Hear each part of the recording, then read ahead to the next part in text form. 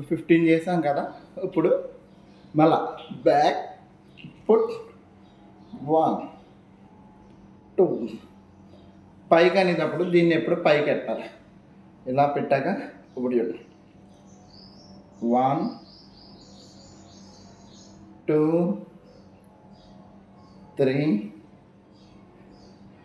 4 5 6 7 8 9 10. ఇప్పుడు ఈ హ్యాండ్ని ఇలా పెట్టి రిలాక్స్.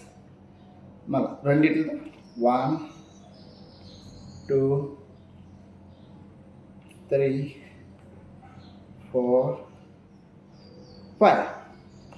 ఈ 2 చేశారు కదా మీరు. నెక్స్ట్